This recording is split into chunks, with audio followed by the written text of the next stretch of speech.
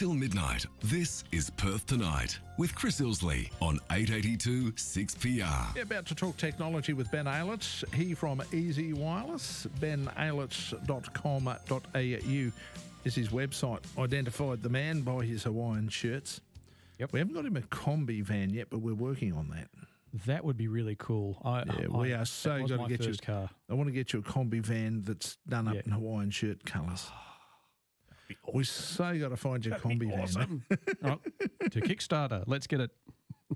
Yes, that sounds like a plan. Yeah. Now you've been playing. Yes. With a Huawei. Oh, by the way, I'll tell you a bit later. Coming up on the program. Yep.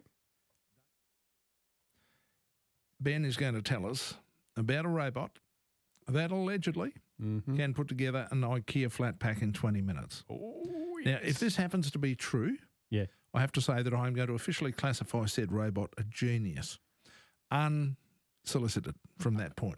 Okay. We shall do that a bit later. Meantime, though, you've been playing around with a Huawei phone. I have. I've been playing with the Huawei Mate 10 Pro. And By the way, explain Huawei. It looks more like Hawaii or something.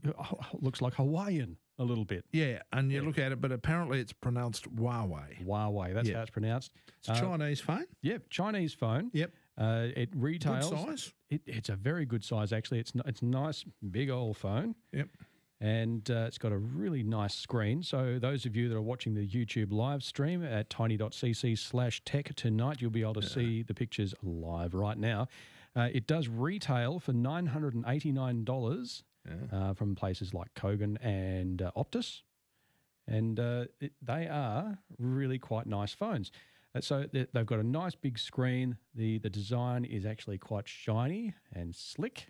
And they've got the usual Leica cameras on the back. So it's got a dual sensor camera on the back, which looks really good and takes a decent photo as well. The slow-mo, not quite 960 frames per second, but still 240 frames per second and buttery smooth. And you can take as much slow-mo video as the phone will handle, which is great.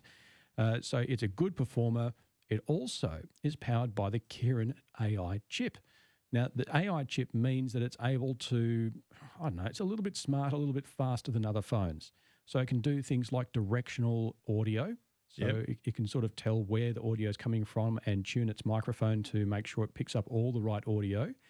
It's also very powerful with the camera. So it does this artistic bokeh effect, and it adjusts the image and the effect around it. So it's like this blurred background, but it keeps the foreground in sharp relief. Yep. And you can move around the picture and it'll actually follow you around. So it'll recognize your face and it'll keep it in focus. Everything else is blurred out and you can move around and it'll track it. And it's just got lots of built-in AI.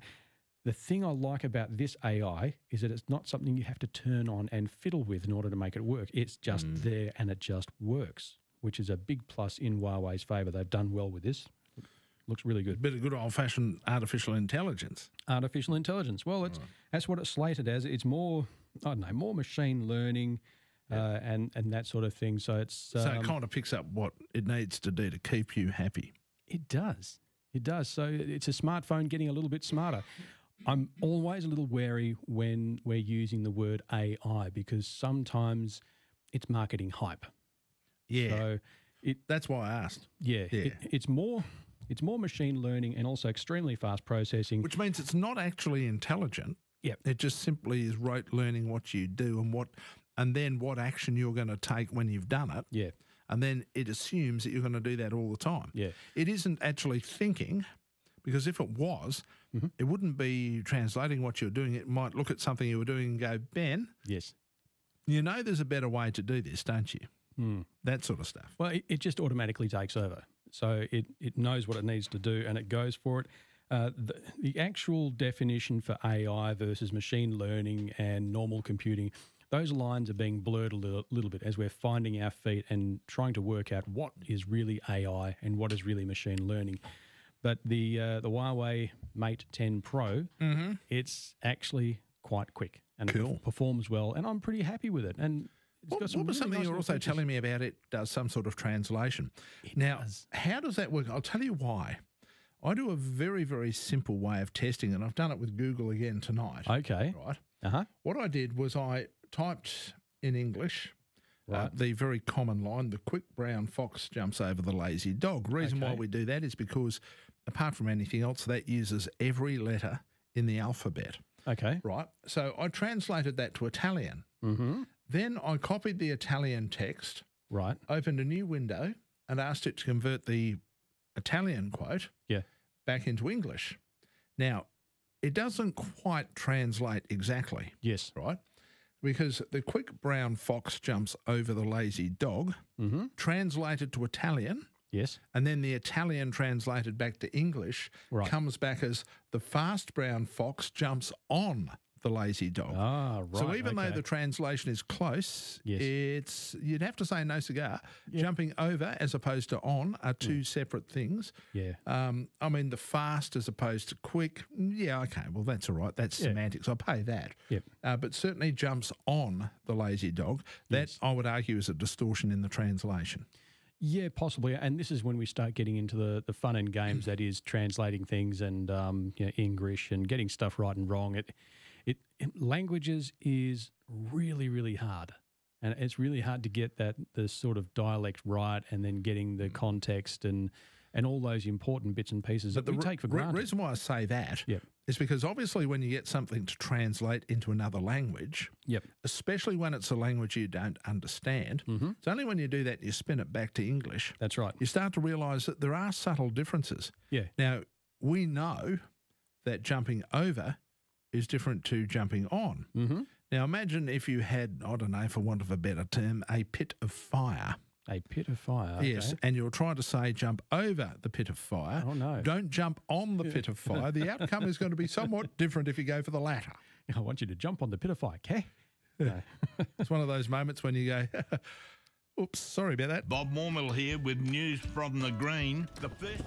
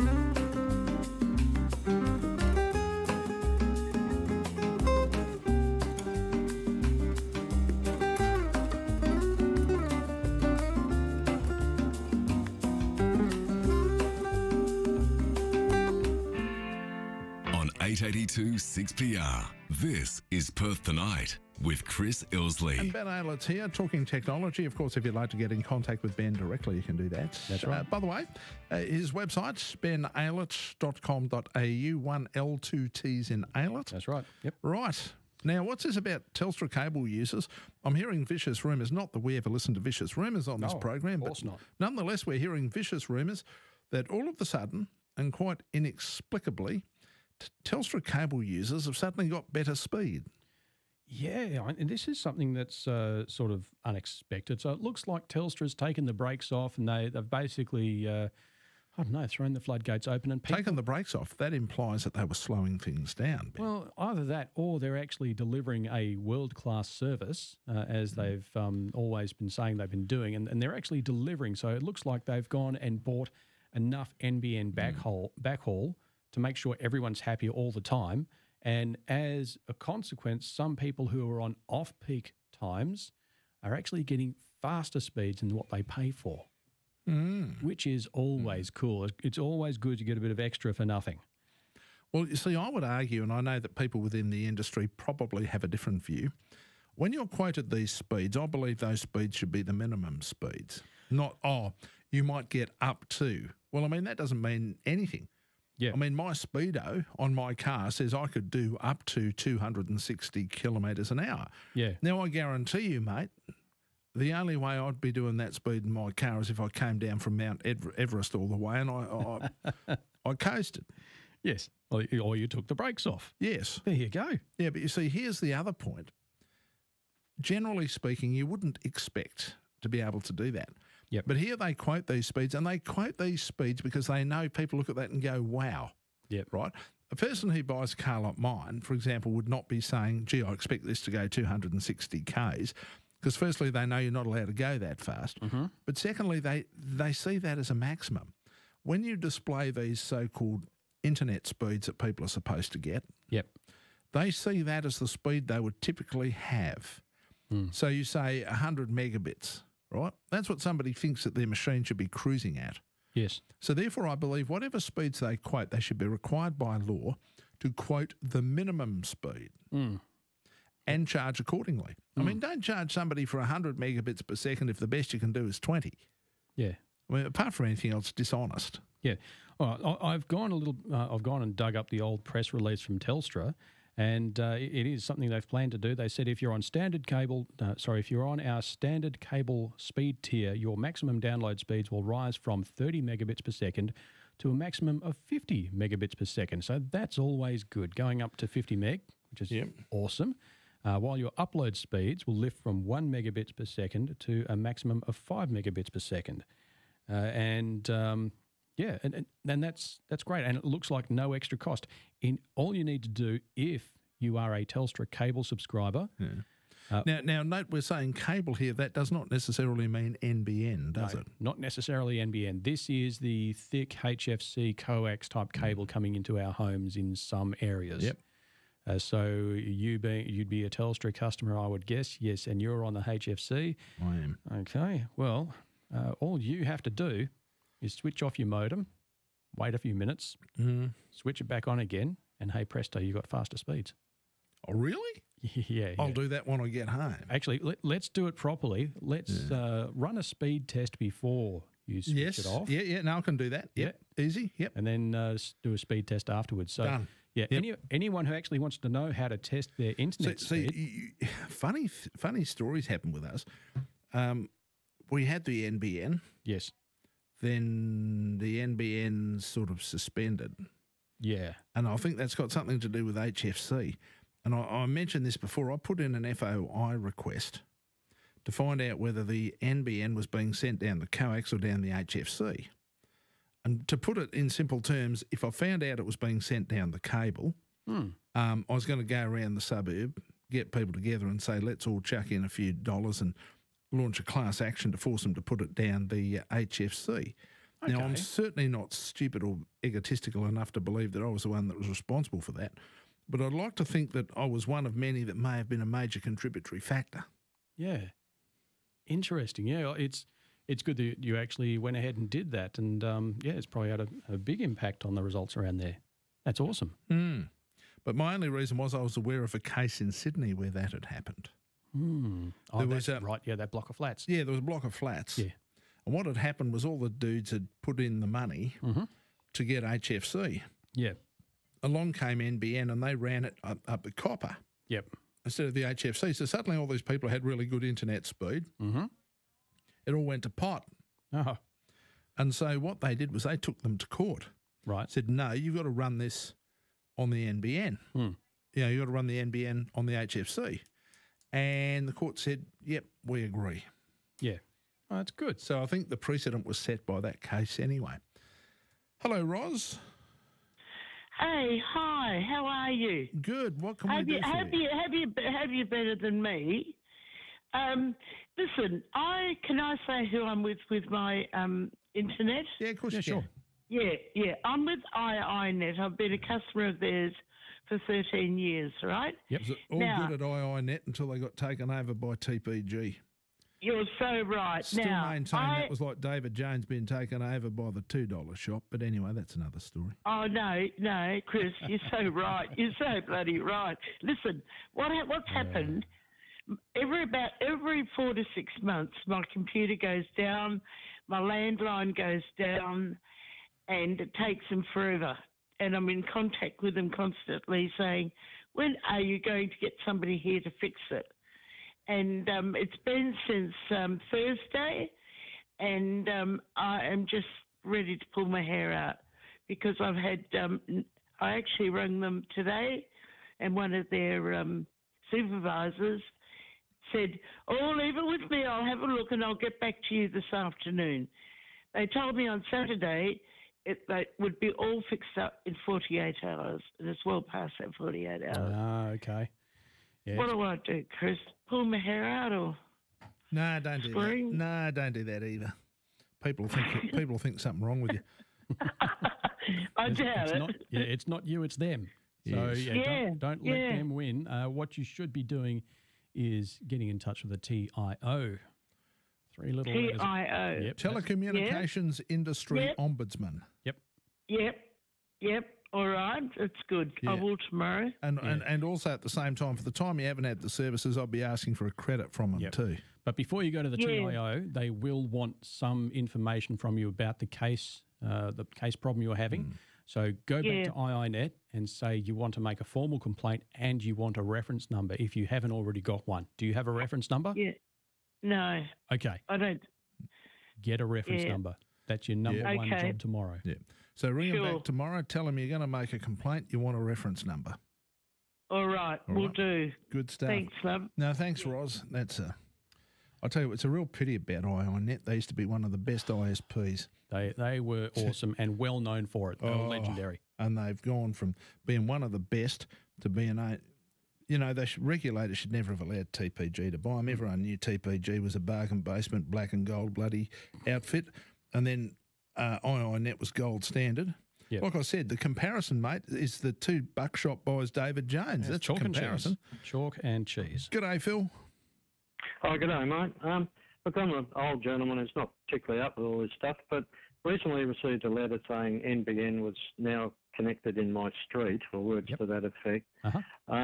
But I thought I heard an expert or someone on the radio say it costs $2,500 to connect it to your house, and then you've got to pay the service providers on top of that. Was that something I misheard, or? I think you might have misheard it. So you shouldn't be charged any massive extras to go on the NBN. It's really just sign over to a new plan and that's it. I think the $2,500 you heard about was the estimate in what it costs the NBN or the internet service provider to get a home connected. That cost should not be passed directly on to the end user. Oh, I get it. So that's a relief, mate. I appreciate that. No worries, mate. Breathe easy. You'll clear. Wow.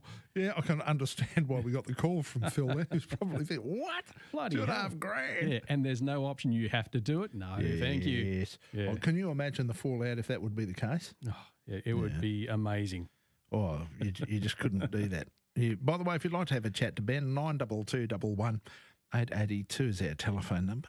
It's amazing how many issues people have with things nowadays, though, isn't it? You think in this age of technology, most of the technology would be new. You think things would be ticking along nicely and functioning largely flawlessly, apart from the odd glitch that you might expect here and there. But doesn't seem to be the case. Yeah. What can I say? You know it is so. Yeah, I do. Yes. It is true. And I still wonder why it is so, though. Oh, it's like, you know, there used to be the old line used to say, about planned obsolescence. Yes. You know, and also things were planned to fail and stuff like that. Yep. And the reason being because if they failed, you ultimately had to go back and buy more. Mm. One could be forgiven for thinking there might be an element of truth in that. Yeah, it's something we've known all this time with other products. As far as technology products go, yeah, I mean, I suppose there's some truth to that. Technology should be just about looking after itself in that regard anyway, because as it moves on, you have to change. You do. It functions in a different way. Anyway, let's not keep Mel waiting. Hello, Mel. Hi, Chris. How are you? Good. Ben's listening. Go for it. Hi, Ben. Yes, look, I heard you give the advice about the TPG problem to contact the TIO. Yep. But the problem with that advice is if you're a TPG customer, by signing the contract with them, you're actually agreeing to forego any rights under the TIO. It's a part of their contract. Mel, let me explain to you a little inconvenience in law that they haven't told you. You cannot make a law to circumvent a law. You cannot contractually oblige somebody to circumvent the law, right? In other words, I don't care what TPG are telling you. And by the way, TPG's media monitors, take note of this. I don't care what they're telling you. They cannot say we are contractually obliging you not to go to the TIO, because what they're effectively trying to say in that sense is regardless of whether we honour our contract or not, regardless of whether we provide you with a service that as a consumer you should reasonably understand, we have now said you now no longer have any right to seek redress through the TIO. Yeah, it doesn't sound right. Mel, go to the TIO. Yeah. And what's more, put in a complaint to the TIO about the fact that they're trying to hit you with a contract that says you can't go to the TIO. Yeah. I left them because it was a nightmare. And you know how you're saying, tell them you want credit for, the times that you don't have internet. And I tried all of that, and I had a number of problems. I ended up leaving them. And then after I left them, about 2 months after I left them, they sent me an email saying that that I owe them money for a modem that was replaced. It was a faulty modem, and 6 months ago they replaced it. And I heard nothing about it. And 2 months after I left them, they said they were going to deduct my account for the modem that I'd already paid for. And I emailed them back saying, no, you won't, but I've never heard anything more. Well, see, I would go to the TIO just to make sure that they don't do something like that. Yeah. Because if they do something like that, you're then going to have a fight to get the money back. And whereas it may not necessarily break the bank as far as you're concerned, there is a principle at stake, and there may be that they'll do it to somebody who they really will break the bank by doing it. Yeah. Yes, well, we can agree that TPG they suck, basically. Avoid. Yeah. Yeah.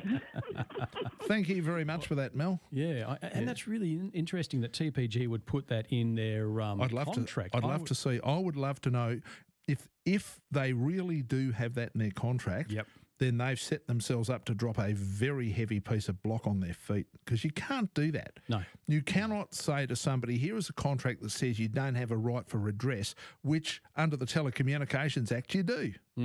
Yeah, I definitely want to check that out. I'd want to see if anyone has a copy of that contract or if anyone's got access to something like that. I mean, that'd be really interesting to have a look at, because we could be busting something wide open here. Yeah. Well, they can't. Well, the bottom line is if, and I emphasise if that is in the contract, and if it says that by signing this contract you forego any rights to the TIO, forget it. No.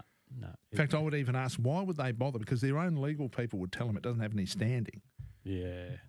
You can't do that. I don't know. Yeah. I think the motive is to try and stop people from going to the TIO. That's the only reason someone would do that. But they might do that, but it's unenforceable. No, that's exactly. You cannot make a contract to circumvent the law. Otherwise, people would do it all the time. Yep. I mean, there are minimum standards, there are basic things that are required. You can dance anywhere above those, but you can't dance below them. Yes. It's a basic tenement of contract law. Otherwise, people would do it all the time. And here's another little inconvenience in contract law that exists. and there is precedence for this, a court can set aside a contract where it's deemed that one party, by its very nature, has the greater power over the other party. So in other words, you've got TPG, big company, you little person living in suburbia, who has the more power by definition? The company. So if they then have a contract that basically says you have now given your soul to the devil, the court can turn around and go, you are the greater power. You have the control over this person by the very nature of the power that you wield. Therefore, no, this is null and void. I'm Gareth Parker from the morning program.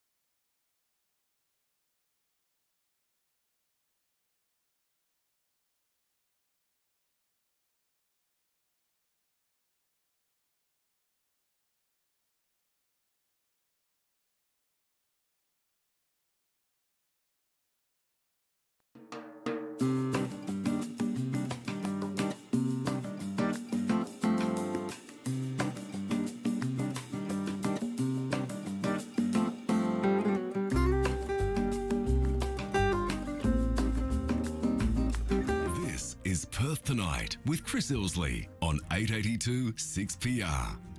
Yes, indeed. Yep. Ben, by the way, if you'd like to get in contact with Ben, benailets.com.au is the website. Ben, here's Michael. Michael? Hello, how are you? Not too bad. How are you? Yeah, not too bad. My question was more to do with Ellenbrook and the Aveley area, because apparently they're changing over to fibre to the street. Fibre to the curb, that's right, yes. Fibre to the curb, yeah. Yep. As an actual antenna installer, because apparently all the residents are being asked to pay now for TV service via FuseNet and LVN code. Oh, you know what that'll be? They're providing the service via landline. Yeah, they're providing it via the HFC cable in the area. Correct. And they're going around now and asking them all to pay for their service rather than getting their own antenna and having their own TV. Yeah, how much are they asking a month? I'm not sure that they can actually compel you to do that. I'll tell you right now, I'm in an HFC. That's why I'm bringing. Okay, well, let me explain something to you. I'm in an HFC suburb. Yep. And we get all the free-to-air channels come with our Foxtel, right? So we pay for our Foxtel because we're in an HFC suburb. We get the free-to-air channels with the Foxtel, right? If you had a satellite service, you wouldn't get that, but then you wouldn't need that because you'd have to have an outdoor antenna anyway. Yep. But we don't pay for the free-to-air services. They just come. They're just there as part of the package. That's right. Yep. And so the concept, and this is interesting. What happens, and this is where I'm a bit iffy about this. I might have to put in a question to a lawyer about this, Ben. Yep. Because what they're technically doing is they're asking Michael and other people to pay for services they should be receiving for free. See, free-to-air TV is just that, free-to-air. Yeah. Now, by extension, by saying, here's this wonderful HFC, which I've got to say is good stuff, Michael. It is good, There's no yes. query about that. Mm-hmm. But the moment they start to say that you have to put in coin to get those free-to-air TV services, they're effectively becoming a pay service. Okay, they're not pay-per-view, but they're still effectively a pay service. Now, last time I heard about stuff where people could get services like this, they said they didn't want people putting outdoor antennas on their roof. Now, if that happens to be the case, then what they're trying to do is The covenances has been lifted on that area. Oh, there you go. And I'm actually an antenna installer. Yep. And I know for a couple $100 you can easily put an antenna on your roof. Yeah, and you're done. So, yeah, exactly. So I don't think it's fair that these companies are going around door to door and saying you have to pay now. Yep. To have your free TV service. Yeah. I would be very interested to find out the exact words they're using. Yeah, yeah. To me, this looks like a typical slippery sales tactic. That they're saying but not quite saying. Because I'll tell you now, free-to-air is free-to-air. Yeah. What they'd be charging for is access to their HFC network, which is a legal loophole, but what they're providing over it, besides internet, which is another thing. I'm not going to talk about that because it just makes me angry with what they're offering. But, yeah, the free-to-air and the potentially Foxtel as well, which they're capable of, what they're charging for is access to their fibre network. They're probably saying, we're not charging you for the free-to-air TV. We're charging you for the access to the cable service, which you're running your internet, blah, which you blah, can, blah, blah. We'll have to find out a bit more about that. Thank you very much for letting us know about that, though, Michael. Yeah, but definitely start getting those antennas up. Yeah, very much so. Peter. Good evening. I know you're running out of time, so I'll make this as quick as I can. Thanks, Peter. I'm happy you're having a great night. We're at work, of course. We're here till about 3 o'clock in the morning. We were with IINet, and we've had a bit of an argument over the last couple of weeks, and I constantly rang up. Now, I've actually got 4 of their modems sitting at my place because they kept breaking down, and they said, we'll send you another one, and they did all that stuff. So I got 4 of them. I got sick and tired of dealing with them and dealing with people that you found very, very hard to understand. Now, at the weekend, I pulled my service, and I've actually gone to Telstra. Right. And the NBN come in, and they connected me on Saturday, and they told me that don't try and go to the top rate speed because your line will only take 90 megabits per second or whatever it is. And I said, okay, thank you. I'm only on the medium anyway, which is about 50, I think, and it's coming through quite well. All right. Yeah. Okay. Now, they connected me. Now, yesterday I got a phone call from IINet from a gentleman from New Zealand who apologised for the ongoing issues and how could he fix it. I said, it's too late. I've pulled the pin. And I said, and as well as that, I said, I've been told 2 weeks ago that that my contract was over with IINet. And he goes, no. He said, your contract is not over until November. He said, you will actually have a disconnection fee of $150. I said, no, wait a minute. I said, you better go back on your phone calls and have a listen. And I hear him typing away, and he said, yes, you made a phone call exactly 2 weeks ago today. He said, we'll go back and review it. He said, sit tight, I'll ring you back. 6 minutes later, he rings me back, and he said, you are correct. He said, you inquired about your contract, and the person did tell you that you were out of contract. He said, that is incorrect. He said, but we can't charge you for it. Yep. So he was polite. He was a well-spoken gentleman. Oh, okay. And I was very, very surprised. It's the only, in the 7 years I've been with IINet, the first time that actually somebody has actually contacted me and been polite and been understandable to talk to you. Amazing stuff. Look, we've got to leave it there, Peter, because time has eluded us. Ben? Yes. We got to go.